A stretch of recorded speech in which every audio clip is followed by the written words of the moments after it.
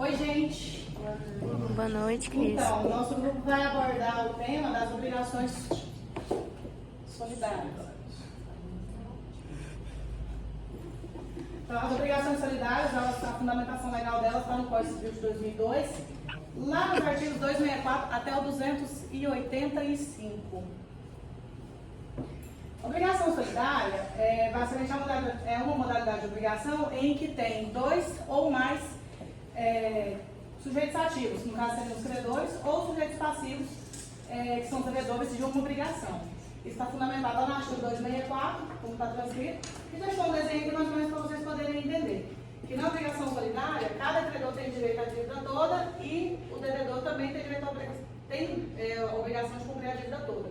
E caso, vai ser explicado mais à frente, mas só para deixar explicado, se um dos credores, por exemplo, receber toda a obrigação que tem e não cumprir com os outros têm a possibilidade de entrar com ação de graça contra eles. Mas isso vai ser explicado nos próximos slides.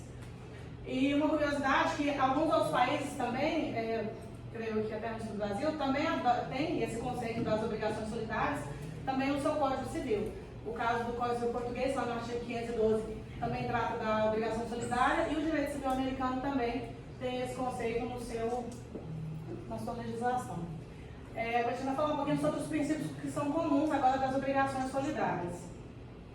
O artigo 265, ele regulamenta que a solidariedade ela não pode ser presumida, ela tem que ter uma origem que é a vontade das partes. Então, a obrigação de solidariedade ela pode ser tanto convencional, ou seja, quando as partes fazem um acordo entre si e determinam qual é essa solidariedade, por exemplo, um contrato de locação que tem um fiador. Então, quando essas partes convencionam dessa forma, a solidariedade ela é estabelecida. Ou ela pode ser também derivada da vontade do legislador, como é o caso de um contrato de locação que possua dois ou mais locadores ou locatários. Volta lá para a gente fazer. Obrigada. Então, nesse caso, a vontade do legislador está expressa, nesse caso, por exemplo, ela está expressa lá na Lei 8.245, que é a lei que regulamenta as locações de imóveis urbanos.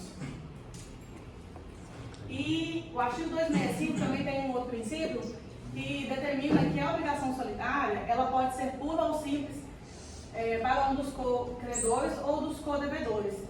Por que isso? Porque a solidariedade ela é sustentada não no modo como ela é devida pelos credores ou dos devedores, mas sim pela prestação que é assumida no momento da obrigação. Então, por esse motivo, que tem essa possibilidade, da natureza jurídica ser condicional, ser a prazo, então as partes elas podem estipular isso daí. Algumas das características das obrigações solidárias são a pluralidade de sujeitos, ou seja, para ser solidária tem que ter mais de um sujeito, que seja credor, seja devedor, porque se for só uma obrigação simples, ele não é solidária. Também tem que ter a multiplicidade de vínculos, que esses vínculos distintos ou independentes são o que unem os credores e os codevedores e assim vice-versa. Também a unidade da prestação é objetiva, isso porque cada devedor ele responde pelo débito todo e cada credor também responde por toda a obrigação. E a corresponsabilidade, uma vez que o pagamento da prestação sendo efetuado por um dos devedores, já extingue a obrigação por completo. Ou seja, não precisa de todos os devedores pagar a cota, porque na obrigação solidária não existe cota para cada um. Então, um é responsável e depois ele cobra para os demais. E as obrigações solidárias, elas estão classificadas em solidariedade ativa, que são quando tem mais de um credor e um devedor. A solidariedade passiva, quando há um credor e mais de um devedor. E a solidariedade mista, que pode ser dois ou mais credores com dois ou mais devedores. E agora, o Matheus vai falar da solidariedade ativa.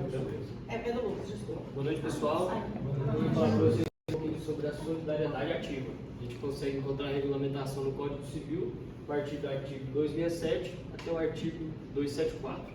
Bom? Considera-se solidariedade ativa quando cada um dos credores solidários ou credores tem direito de exigir do devedor o cumprimento da obrigação em sua totalidade. Então, o que acontece nessa situação? Todos os credores têm o direito de exigir o devedor, também como um só também tem o direito de exigir a dívida ali total do seu devedor. O devedor poderá pagar qualquer um dos credores antes de ser demandado, extinguindo dessa forma a obrigação. Nessa opção a gente também consegue identificar uma parte que o devedor ele pode pagar somente um dos credores, sendo que o credor que recebeu ele está obrigado a repassar a parte por igual dos outros credores que estão na solidariedade. O credor que remir, perdoar a obrigação ou que tiver recebido o cumprimento da obrigação responderá aos outros credores pela forma listada. Foi a que eu acabei de citar para vocês. Um grande exemplo de solidariedade ativa é a conta conjunta entre marido e mulher.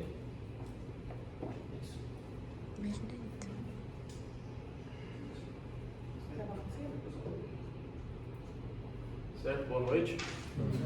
Vou falar agora sobre a solidariedade passiva.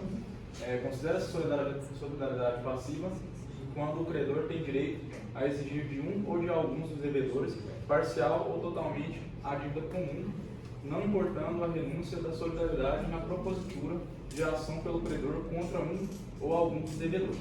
Um exemplo desse aí é, por exemplo, se alguém pegar R$100 comigo, se 4 pessoas pegarem R$100 comigo, os 4 me devem 100 e não cada um deve 25.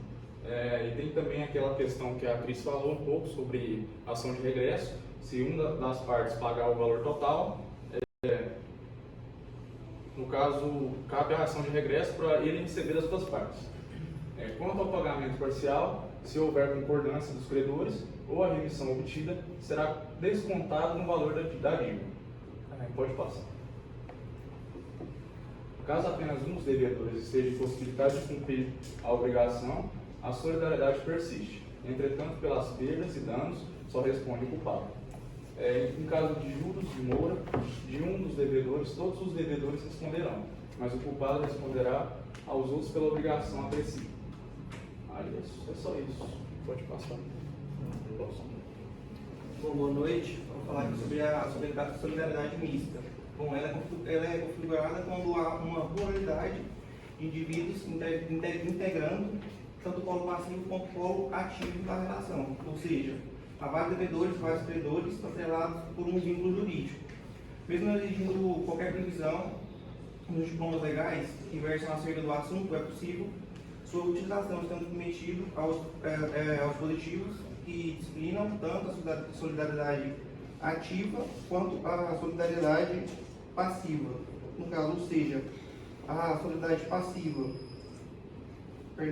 mista é aquela que apresenta ao mesmo tempo, a combinação de efeitos da solidariedade ativa e passiva na mesma relação obrigacional.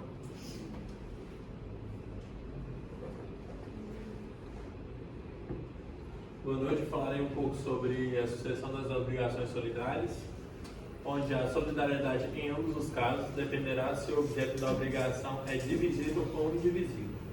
No caso, se for divisível, não haverá solidariedade na sucessão. Se for indivisível, haverá solidariedade na sucessão. Sendo assim, tendo dois tipos de solidariedade, a ativa e a passiva, onde a ativa se encontra no artigo 270 do Código Civil, que se diz: se um dos credores solidários falecer deixando herdeiros, cada um destes só terá direito a exigir e receber a cota do crédito que corresponder ao seu quinhão hereditário, salvo se a obrigação for indivisível. Já na solidariedade passiva, encontrado no artigo 276 do Código Civil, diz: se um dos devedores solidários falecer deixando herdeiros, nenhum destes será obrigado a pagar senão a cota que corresponder ao seu quinhão hereditário, salvo se a obrigação for indivisível.